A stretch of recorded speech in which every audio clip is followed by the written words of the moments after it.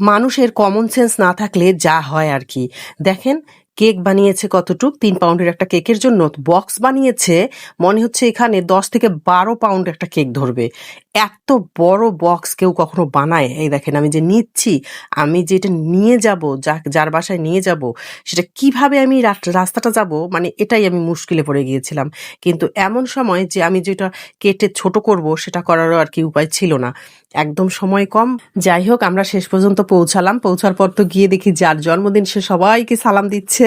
আসলে ছোটবেলার এই জিনিসগুলো অনেক ভালো লাগে। আমরা ছোটবেলায় কিন্তু এই জিনিসগুলোই শিখাই বাচ্চাদেরকে, সালাম দেওয়া, নাক, চোখ, কান এগুলো বলা।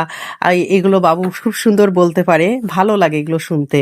তারপর তো আমরা যে কেক কাটার জন্য বসে গেলাম, আর যাওয়ার সময় তো আমার কি হয়েছিল সেটা তোমাদের সঙ্গে শেয়ার করি।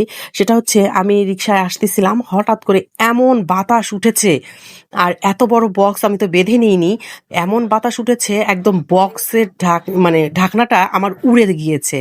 আর উড়ে যাওয়ার পর দেখেন, কেকের এক সাইডে কিন্তু আমার একটু চাপকা লেগে গিয়েছে। তা ওটা কোনো ব্যাপার না, যাই হোক, এটা হতেই পারে। কিন্তু আমি এত ভয় পেয়েছিলাম, আমি ভেবেছিলাম কেকটাই বুঝি আমার পড়ে যায়। এমনিতেই তো ধরতে পারছিলাম না, তার মধ্যে এরকম বাতাস উঠেছে। একটুর জন্য যাই হোক আল্লাহ রহমত করেছে, তাই হয়তোবা বেঁচে গিয়েছি, না হলে যে কি হতো আজকের কেকটা। তো এই তো গিয়ে হচ্ছে কেক কাটাকাটি শুরু হয়ে গিয়েছে।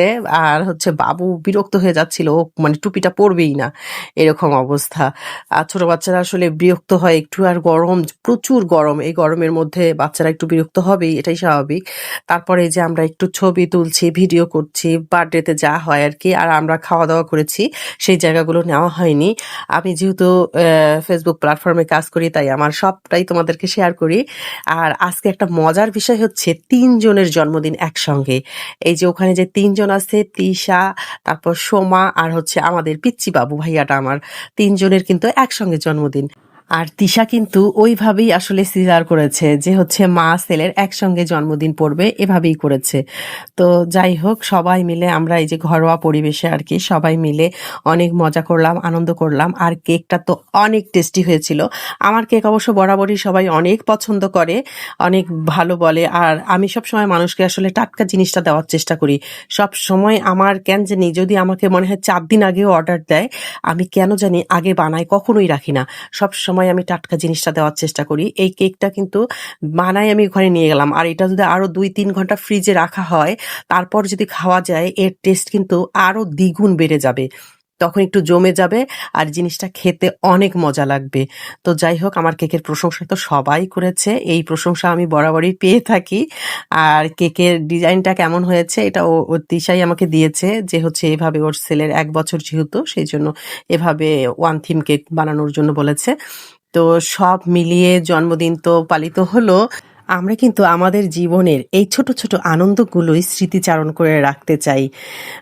আর কি বলবো, যাই হোক, সবশেষে একটা কথাই বলতে চাই, তোমাদের রংপুর শহরের মধ্যে যদি কারো এরকম মানসম্মত হচ্ছে কেক লাগে, তাহলে অবশ্যই আমাকে বলবেন। আমি অবশ্যই একটা ভালো কেক দেওয়ার চেষ্টা করব।